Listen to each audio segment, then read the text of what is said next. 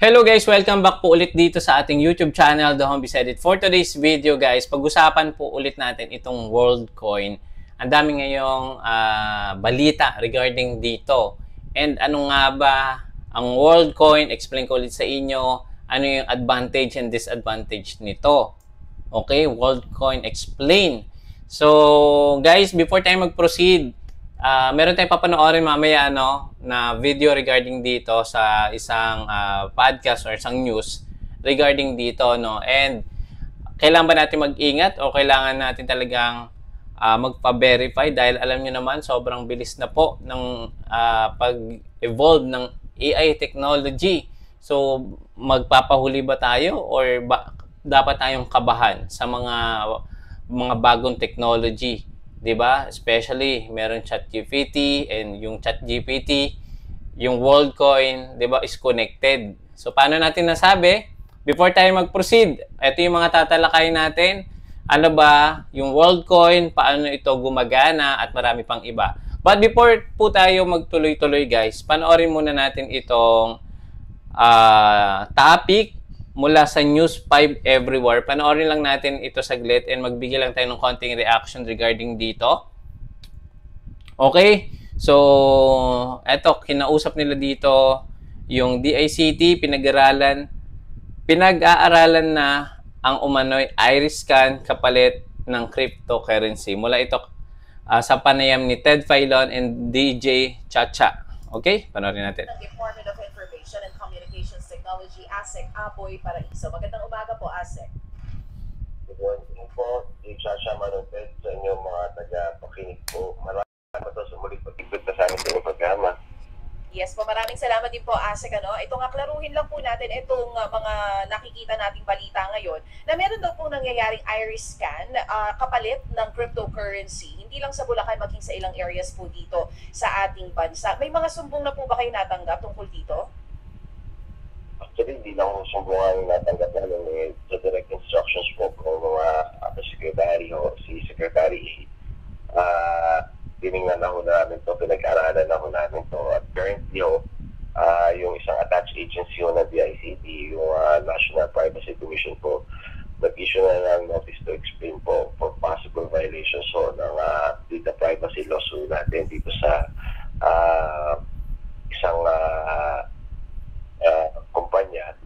Yun nga, nag-process ng mga personal data, including yung mga birthday, pangalan, yung mga biometrics natin, kapalit po yung cryptocurrency po. Kahapon nga daw po, nagkaroon kayo ng operasyon. Tama po ba, ASEC, tungkol dito? Nagkaroon tayo ng pagpupulong kasama yung iba't ibang ahensya ng gobyerno. Pinapuntahan natin. At yun nga, nagkaroon ng notice to explain. Nag-issue na ng notice to explain ang NPC. Pero sa kaso po yun, pinag-aaralan pa rin mo natin kung ano yung mga pwede mga possible violations. Tinignan na rin natin yung mga ibang permits na meron ito.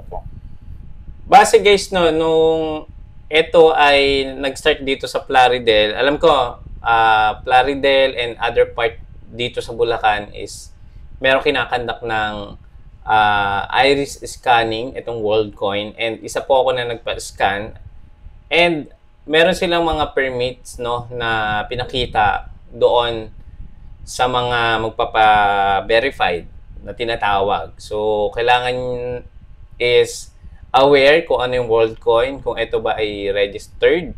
Mostly natatandaan ko meron naman silang mga approval or mga permits na pinakita. Yon. So, kaya pinag-aaralan pa rin ng DICT kung ano yung mga paglabag ng WorldCoin. Diba? So, tuloy natin. Kanya po, nakikita naman natin. So far po, medyo kompleto sila sa permits. So, pinag-aaralan. Diba guys? Kompleto sa permits. And, for me, guys, depende. Hati kasi yung opinion regarding sa WorldCoin. Especially, yung merong mga alam sa cryptocurrency at yung wala pang idea or knowledge regarding sa cryptocurrency. Ako, kahit konti, meron naman akong idea. ganito kasi yan guys, no? Kung babalikan natin yung Bitcoin, Ethereum, nag-start yan talaga hindi pa yung popular. Almost hindi siya totally kilala.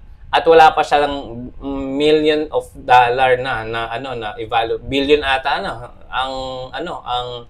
ang value ng overall Bitcoin and other cryptocurrency. Before hindi napapansin yan dahil nga decentralized siya, walang humahawak na tawag dito, walang control dito sa cryptocurrency kasi pwede mag-transfer anywhere kahit sa ibang bansa ka, ita-transfer sa Pilipinas. Ano siya, walang tawag dito, walang gitna, 'di ba? Wala siyang walang nagfi-filter. Parang ganoon. Parang 'yun lang yung term ko. Pero ayun. So, etong WorldCoin is new cryptocurrency and nire-relate po ito sa artificial intelligence. Sabi sa mga napanood ko na video regarding dito. So, dahil daw meron mga deepfakes, kung familiar kayo doon, actually, diniscuss din yan ng WorldCoin dito sa Plaridel nung nagpa-verified ako. Hindi tayo ligtas sa artificial intelligence kung ang normal verification or IDs natin, yung mga ID, kasi pwede nang ma-fake ng AI or pwede nang makuha, mag-gather ng AI yan at gamitin yan as fake account. Actually, nangyayari yan kahit sa mga social media platform, di ba? Merong mga fake account, merong mga deepfake na tinatawag para i-manipulate or siraan yung isang makapangyarihang tao o isang popular na tao, artista, politiko. Gumagamit sila ng artificial intelligence. Now, so si Sam Altman, siya yung CEO ng ChatGPT, AI po yun. And ang ang vision niya is kailangan talaga ng proof of identity. Medyo critical siya explain. Yun lang yung natatandaan ko. Kailangan ng proof of identity kasi yung iris, wala yung kamuka. Yung fingerprint, pwedeng mabura, di ba? Or pwedeng makuha sa'yo. Pero yung iris, isa lang yan. Wala yung katugma. So, kung gagamitan ng AI, hindi pa rin magiging successful yon. Kumbaga, ikaw pa rin yun. Proof of identity mo, yung iris mo. Okay? So, yun. Wala namang sapilitan yung pag-verify or pag-create ng account sa World App. And yun nga, siguro, as a token of appreciation, nagbigay lang sila ng few na WorldCoin. Approximate yung WorldCoin na nakuha ko, kalimutan ko na guys. Pero check ko lang dito. Yung WorldCoin na nakuha natin, actually, na-withdraw ko na din siya. Na-withdraw ko na din siya nung kinailangan ko talaga siyang i-withdraw. So, 49. 49 ba? Na WorldCoin. 49, mga ganon. 40 or kalimutan ko na. Pero guys, yun, basta meron kayong makukuhang WorldCoin kapag nagpa-verify kayo. Bukod pa yung verification kung kayo po ay gumamit ng passport. Okay? Or meron yang pwede mo i-share. Then yung inyong yung WorldCoin sa kakilala mo, limit lang yon. 10 10 share lang. Tapos meron din kayong makukuha doon. So, yon. And ang nangyari is dahil may emergency nangyari. So na-withdraw ko. Actually, bumili nga ako ng WorldCoin. Ang plan ko is i-hold. Alam niyo naman guys, no, ito yung opportunity din, lalong-lalo na kung meron talaga kayong, it's optional. Pero kung kayo po ay may idea sa cryptocurrency world, possible itong value ng WorldCoin as of this recording is 56 pesos per coin or per token, parang ganon. So ngayon, yung balikan natin yung Bitcoin before, halos wala pa siyang value dati. Pero after ng ilang taon, gano'n na ang value, nasa millions na siya, di ba? 1.5 or 1.6 million na siya per Bitcoin.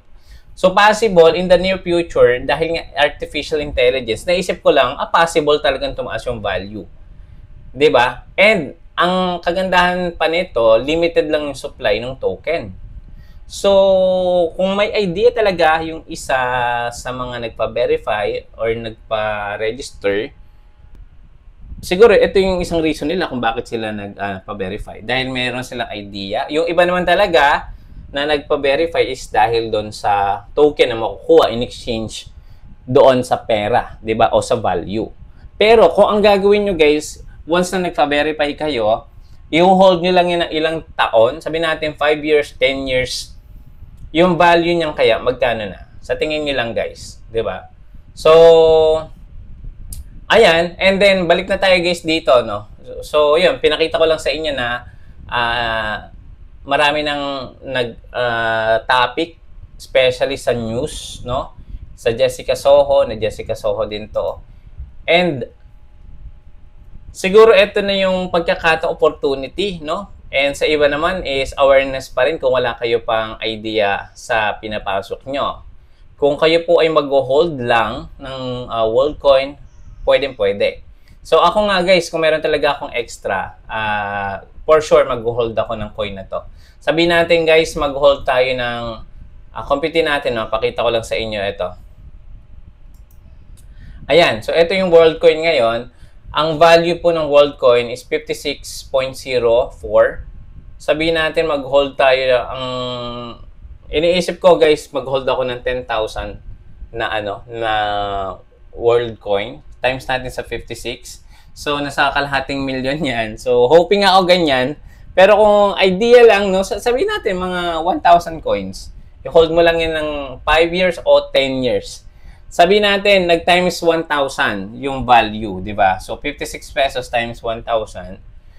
So, 56 pesos times natin sa 1,000. So, 56 million. Posible ba? The answer is yes. So, ang value nga po ng Bitcoin ngayon, di ba? Check natin. Bitcoin, BTC to PHP. Check natin guys, para may idea lang kayo. Ayan o, 6.5 million na pala yung isang Bitcoin. So, posible ba na yung isang WorldCoin ay umabot ng 5,000 pesos isa after 5 or 10 years? Yes, posible. Ito nga dati, yung Bitcoin, hindi natin pinapansin. Pero nag 6.5, di ba? For 1 BTC or Bitcoin. 6.5 million. And alam niyo naman, dati, ang value lang niya ay nasa, ayan o, 4,000 noong 2013. 4,000 pesos lang siya noong 2013. Pero ngayon guys, pataas yung Bitcoin. Bumababa dahil sa mga factors yan. Depende kung merong naganap sa world economy, yung pagbagsak ng mga company. So, bababa din po yan. Pero, pataas pa rin siya ng pataas dahil nga limited supply lang siya.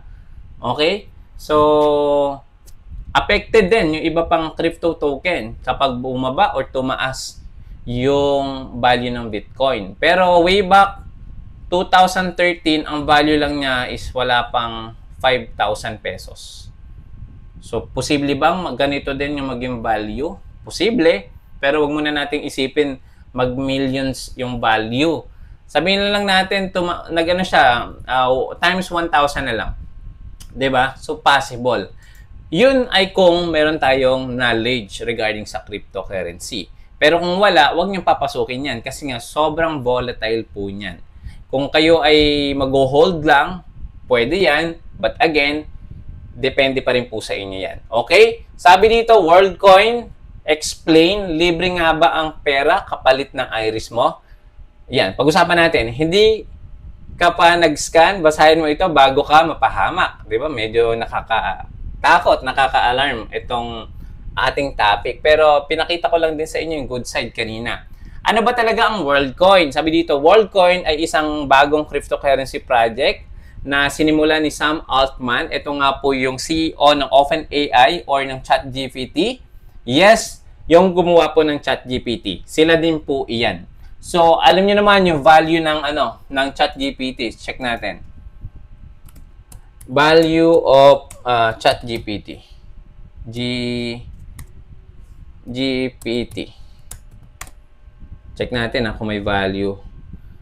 Nasa 86 billion. Diba? ChatGPT value at 86 billion dollars. Yung value niya nito. Guys, kailan lang yan, 'di ba? Yung ChatGPT, kailan lang yan na popularize, 'di ba? Ang layunin nila, ano nga ba yung layunin? Bigyan ng digital identity at pre-crypto ang lahat ng tao sa buong mundo. Kahit sino ka pa, kahit wala kang government ID, bank account, or access sa financial system. Yes, totoo. Paano nasabi kahit wala tayong ID? Yung mga ID kasi na nire-required nila, actually, for ano lang yon, for verification na yung magbe-verify ay dun lang resident sa isang city. So ako, hinanapan ako ng isang stop doon ng WorldCoin. Sabi, asan yung ID ko? Pinakita ko, Plaridel. Then, pinayagan ako mag-verify. Kaya yon siguro. Pero hindi necessary kailangan ng ID kapag magbe-verify kayo. Kasi nga, i-scan lang yung mata nyo. No need din ng bank account or financial system. Kasi nga, pwede nyong i-transfer out or i-exchange or ibenta yung inyong WorldCoin kasi na siya, tradable naman siya into different token or cash or USDT. So, alam yan ng mga may alam din sa crypto. So, yung iba, matitrade dyan at pabibenta nila. In exchange, pwede namang ipasa gamit yung GCash, di ba? So, yun. Paano ito gumagana? Step 1, pupunta tayo sa tinatawag na orbs. Yung orbs po yung bilog. Isang high-tech silver ball na parang sci-fi movie prop. Ayan. Totoo po yan. Para lang talagang para siyang alien spaceship na maliit. Or para siyang tawag dito yung mga drone na lumilipad. Parang ganon. I-scan itong iris mo, yung mata mo mismo. Gamit ang advanced biometrics. Yun nga po, ini-scan niya yung iris. Step 3, kapalit nito, makakakuha ka ng libreng WorldCoin or itong yung tinatawag na WLD tokens. Ang crypto nila na pwede mong i-trade, i-hold, or gamitin sa mga future apps. Merong mga apps dito sa WorldCoin. Pakita ko sa inyo ulit. Ito yung WorldCoin ko, guys. Ayan. So, ito yung home. Ito yung mga apps na available. Marami na. Ang disadvantage lang ng World App, pinapayagan nila yung ibang applications na pumasok dito na para na may sugal. Katulad na itong Diamond Rush. 'Di ba? So, sana sa World App, wag nilang payagan yung mga ganito. Kasi, matitempt talaga yung tao, lalo na kung meron silang WorldCoin, isusugal na lang nila. Parang ganon. Ayan, tap to continue. So, yan. Nandito mismo yung sa World App. Ano pa ba? Etong crash. Ito lang for me, yung disadvantage. Kasi, kung ito ay andyan, possible, baka malulong naman yung ibang may mga WorldCoin, 'di ba? Marami pang apps dito. Ayan. So pwede kayong dito guys mag-check. Ang daming apps diyan. Ang dami din mga digital wallet, na nandito. Ayan, hold station.